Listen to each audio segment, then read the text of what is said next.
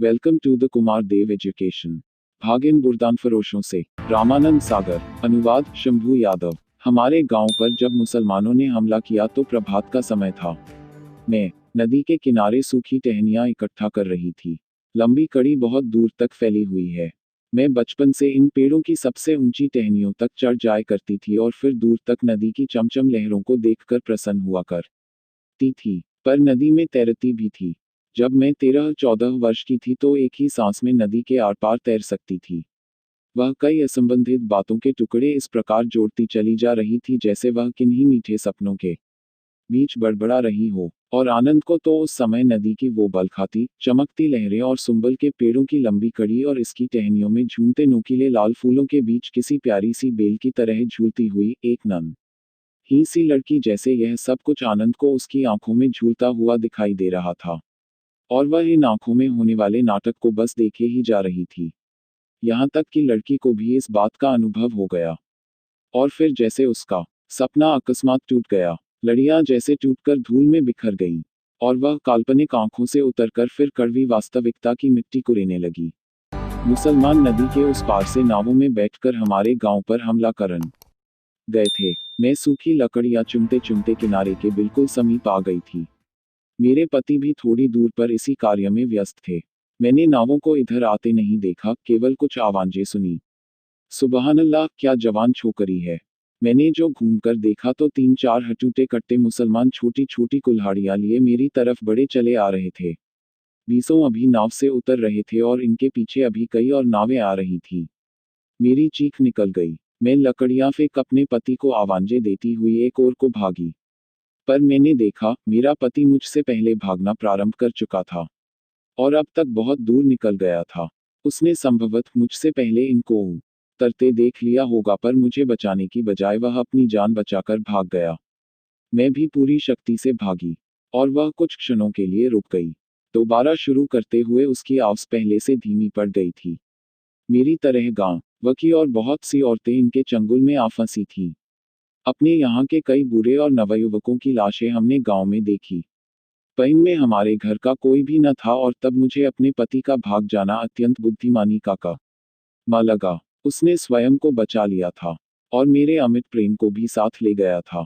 मेरे साथ कुछ ऐसी महिलाएं थीं जिनके परिवारजनों की लाशें भी इन्हीं घरों में थीं जहां वे दूसरे मर्दों की दासी बनकर रहती थीं। पर मैं खुश थी कि मेरा पति जीवित रहा। मेरा पुत्र भी जीवित था और जैसे खुशी से उसका गला भर आया। हमारे गांव पर इनका राज्य हो गया था। और 1 महीने तक हम अपने ही घरों में उनके वश में थे। फिर एक दिन हमन इनकी बातों में सुना कि नदी के इस पार के गांव भारत में आ गए हैं और दूसरे ही दिन पता नहीं इन्हें किस फौज के आने की खबर मिली कि इन्होंने सारी महिलाओं को इकट्ठा कर नावों में बिठाया और नदी के उस पार अपने गांव ले गए। एक एक महिला के चारों ओर 10-10, 15-15 मर्द बैठे हुए थे। थोड़ा बहुत सामान जो हमारे घरों में था उसे तो पहले ही वह अपने गांव भिजवा चुके थे। आखिरी सामान अब हम सब ही बचे थे, इसलिए वह हमें भी ले गए। मुझे न जाने क्यों इनके यहाँ ले जाने का बहुत दुख न था जितनी प्रसन्नता इस बात की थी हमारा गांव इनके चंगुल से स्वतंत्र हो गया है। शायद उसी प्रसन्नता की ओट में यह आशा छुपी हुई थी कि गांव के स्वतंत्र होते ही वह फिर अपने घर वापस आ जाएंगे। अपने इसी घर में, अपने इसी गांव में जो नदी के दूसरे किनारे पर था। वह दूसरा किनारा जैसे मैं हर समय हर दिन देख सकती थी और जब से आई थी देख ही रही थी। उन्हीं दिनों रावी में पानी चढ़ रहा था। इसका पाट चौड़ा होता जा रहा था। लेकिन दूसरा किनारा जैसे मेरी आंखों के और भी समीप आता जा रहा था। हर दिन जो बीत रहा था मुझ में देखने की शक्ति बढ़ाता जा रहा था। और दूर होते हुए दूसरे किनारे की वस्तुएं स्पष्ट से स्पष्ट होती चली जा रही थीं और उसने जैसे क्षण भर के लिए रुकने का प्रयत्न किया, पर कहानी के इस स्थान पर आकार एक पल का ठहरना भी इसके बस में न था। और फिर एक दिन सचमुच मैंने अपने प्रेम को नदी के किनारे खेलते देखा। वह अकेला था। उसे अभी तक ठीक से चलना भी नहीं आया था। 2 पग बढ़ाता और गिर जाता। इसका पिता शायद समीप ही लकड़ियां चुन रहा था, पर मुझे उस पर बहुत गुस्सा आया।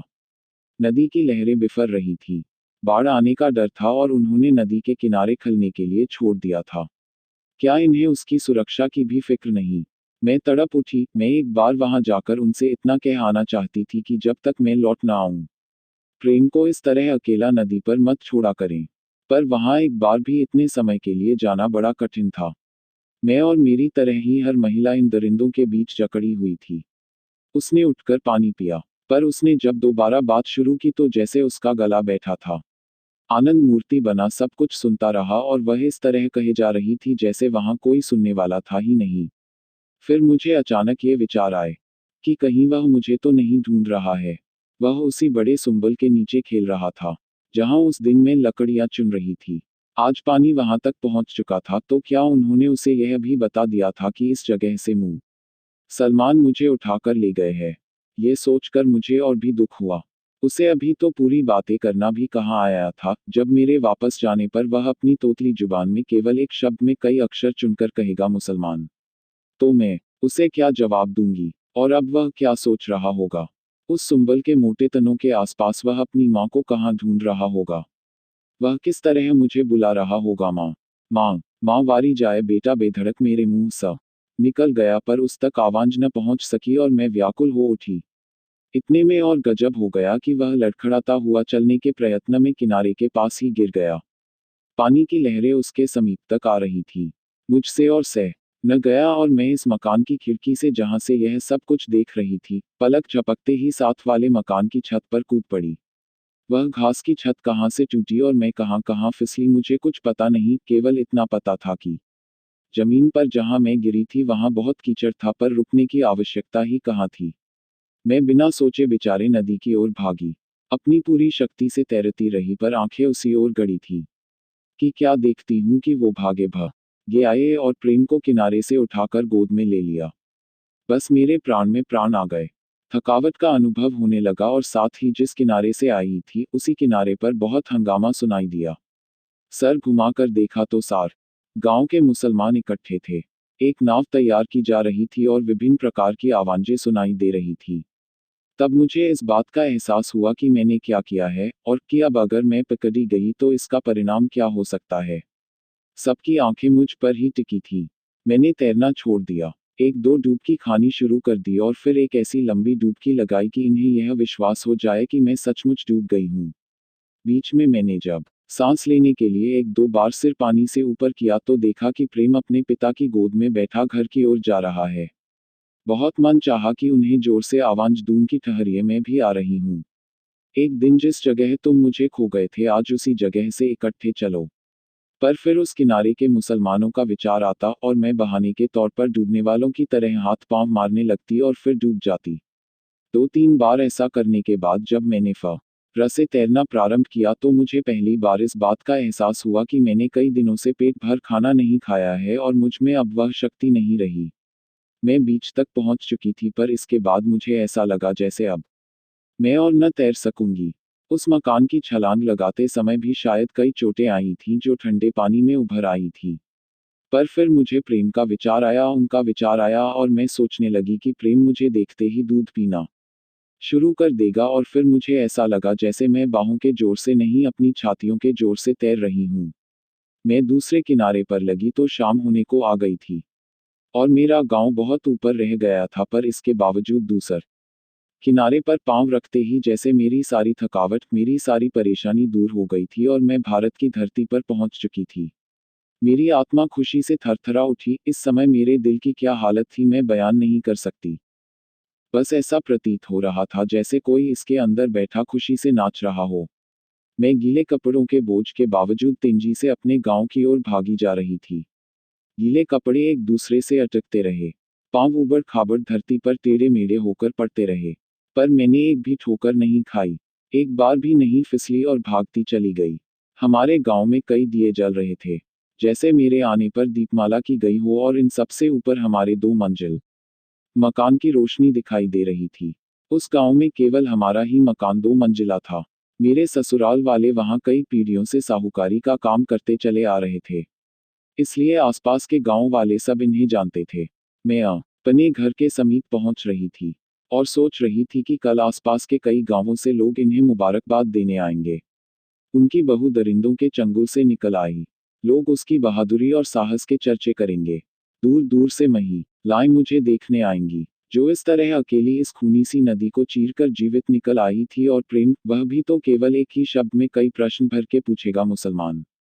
तो मैंने सोच लिया था कि मैं आज रात ही अपने पति से लड़ूंगी कि उन्होंने इस बच्चे को यह सब कुछ क्यों बताया।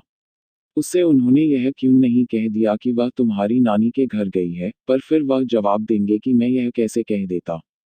तुम्हारी माँ तो स्वयं यहाँ तुम्हें ढूंढने आई थी। वह स्वयं प्रेम को गोद में लेकर घंटों रोती रही थी। और मैंने सोचा कि मेरी माँ भी कितनी खुश होगी। वह यह खबर सुनकर मेरे गांव भागी आएगी और आकर खूब रोएगी। पर वह रोना कितना खुशी का रोना होगा। जब मैं मैके से ससुराल को जाने वाली होती हूँ तो वह बहुत रोया करती है। पर फिर मुझे भी अपने यहाँ बहुत दिन रहने नहीं देती। हमेशा यह कहा करती है विवाह के बाद बेटी के लिए माँ के घर में कोई जगह नहीं, वह सौभाग्यशाली तभी है जब वह वहीं अपने पति के कदमों में उसी के घर में मरे। मैं सोचती जा रही थी और मुझे पता भी न चला कि कब मैं अपने मकान के दरवाजे पर पहुंच गई। उस समय वह बाहर का दरवाजा बंद करके उसकी कुंडी चढ़ा रहे थे। मेरे मन की नटखट पत्नी ने सोचा इन्हें पता नहीं कि इस समय वह मकान का दरवाजा बंद कर रहे हैं जबकि यह मन का द्वार खोलने का समय है। मन में आया कि बार बार दरवाजा खटखटाऊं और बार बार जब वह खोलकर पूछे कि कौन तो छुप जाऊं और उसी तरह करती रहूं। अंत में विवश होकर वह स्वयं बाहर निकले और चोर को ढूंढने के लिए पुराली के ढेर के पीछे तक आए जहां मैं छुपी हूं। तू लेकिन हुआ ये कि माँ दरवाजा खटखटाया तो उन्होंने अंदर से ही आवाज दी, कौन। मैं चुप रही। फिर आवाज आई, अरे कौन हो। पर दरवाजा नहीं खुला। मैं समझ गई कि अभी तक पिछली घटना का डर जीवित है। वह बेधड़क दरवाजा भी नहीं खोल सकते। फिर मुझे इन पर अफसोस हुआ, वैसे भी इनकी आवाज सुनकर चुप न रह सकी और मैंने जल्दी से कह दिया, मैं हूं निर्मला।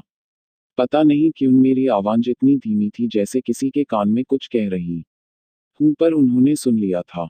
क्योंकि उन्होंने जल्दी से कहा तुम, और फिर चुप हो गए। ऐसी चुप्पी जैसे सारे संसार की साथ सा एकदम से रुक गई हो। यहाँ तक कि एक पल उस बर्फ सी चुप्पी के एक पल में जैसे एक माह तक बीत रही थी। और फिर दूसरा पल उसी तरह बीत गया पर दरवाजा नहीं खुला। शायद उन्हें अपने कान पर विश्वास नहीं आ रहा था। मैंने सुना हुआ था कि यकायक खुशी की लपक में आ जाने से कभी कभी आदमी मूर्छित भी हो जाता है। और कोई कोई तो मर भी। मैं डर गई। मैंने जोर जोर से दरवाजा थपथपाना शुरू किया, दरवाजा खोलो, दरवाजा खोलो। मैं हूँ निर्मला। अंततः दरवाजा खुला और मैंने देखा कि वह मेरा पति नहीं था। फिर वह अचानक चुप हो गई, जैसे सहम गई हो। उसने आनंद की तरफ इस तरह देखा जैसे इससे पहले कभी उसे देखा ही न हो। कहानी ने यहाँ पहुंचकर जोर से झटका दिया था कि आनंद अपनी जगह से उठ बैठा। तो फिर वो कौन था, उसने पूछा। वो मेरा पति न था। उसने आवाज में बिना किसी विशेष उतार चढ़ाव के वही वाय सादगी से दोहरा दिया, वह जिसने भरी सभा में मेरा हाथ थामा था। जिसने विवाह के समय मंत्रों के साथ कई प्रकार के प्रण और वचन लिए थे। चेहरे मोहरे से उस समय भी वो वैसे ही थे, पर पता नहीं इन्हें या हो गया था। इन्होंने पहले तो जैसे मुझे पहचाना ही नहीं और फिर उन्होंने अत्यंत ठंडी आवाज में कहा, अब यहाँ क्या करने आई हो। ऐसा लगा जैसे किसी ने बर्फ की छुरी मेरे दिल में भोंक दी हो। मेरी रगों में खून बर्फ की डलियां बनकर अटक गया और जीभ सूखी लकड़ी की तरह चुभने लगी। मैं जवाब क्या देती। मैं उन्हें क्या बताती कि मैं क्या करने आई हूँ। इतने में मेरे ससुर के खड़ाऊं की आवाज आई। वह हमेशा की तरह राम नाम का पट्टा लपेटे आंगन में आए। मैंने आगे बढ़कर उनके चरण छुए लेकिन उन्होंने आशीर्वाद भी नहीं दिया। अपने बेटे की ओर एक प्रश्नभरी निगाह से देखा और फिर मेरी ओर, और फिर उनकी जुबान से निकला, राम राम। जैसे मेरे अपवित्र शरीर से बचने के लिए वह राम की शरण ढूंढ रहे हों। उसके बाद शमशान घाट सी शांति छा गई। हम तीनों एक दूसरे की तरफ देखने से कतरा रहे थे। मुझको हर क्षण एक गुनाह का अनुभव जकड़े जा रहा था। यहाँ तक कि इस डरावनी खामोशी के बीच मुझे धीरे धीरे यह महसूस होने लगा जैसे किसी ने कलंक की मोहर आग में पता कर मेरे शरीर के हर एक अंग पर दाग दी हो। और गीले कपड़ों के अंदर भी मुझे अपना एक एक अंग दिखता और जलता हुआ दिखाई देने लगा। यहाँ तक कि कपड़ों का चेतन भी जाता रहा और ऐसा महसूस हो रहा था जैसे अपने सज के सामने मैं बिल्कुल नंगी खड़ी हूँ। फिर मुझे पता नहीं क्या हुआ कि मैंने हाथ बढ़ाकर उनके बदन से वह पटका नोच लिया जिस पर हजारों राम नाम छपे थे और उसे अपने चारों तरफ लपेट लिया था। पर फिर भी मैं नंगी थी। पागल हो गई है बेचारी, मेरे ससुर ने हमदर्दी से कहा। पागल तो हो ही गई है। नहीं तो इस तरह यहाँ क्यों चली आती, उसके पति ने कहा। पर मैं अब तक पागल न थी। अब हो रही हूँ, मैंने चिल्लाकर कहा। हश, आहिस्ता आहिस्ता मेरे ससुर ने धीमे स्वर में कहा, आसपास के लोग जाग जाएंगे, उन्हें तो पता है कि तुम मर चुकी हो। उद्धरण उद्धरण। झूठ है, उन्हें यह पता है कि हमारे गांव की औरतें वह उठाकर ले गए हैं। मेरी जुबान चलने लगी। ठीक है, हर कोई यही कहता है कि उसकी बेटी ने नदी में कूदकर अपनी जान बचा ली।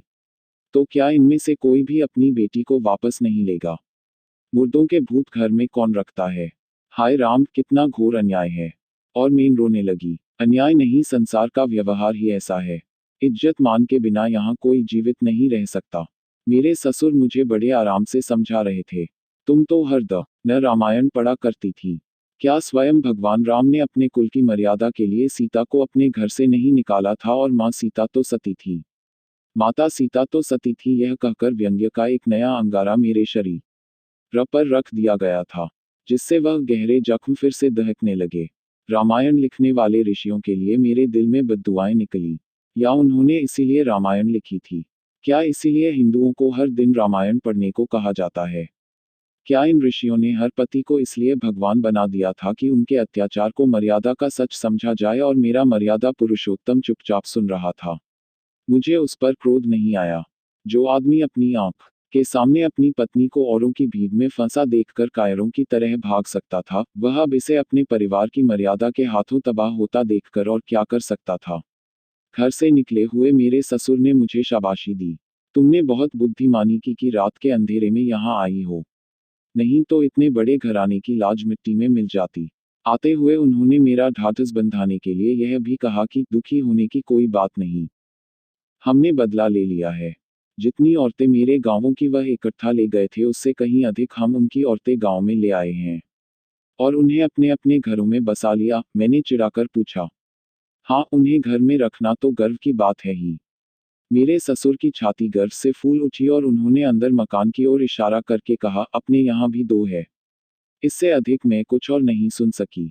मुझे यूं लगा जैसे मैं अभी तक औरतों का अपहरण करने वाले दलालों और बुर्दान फरोशों के जाल में फंसी हुई हूं। मैं वहां से भागी और भागती ही चली गई।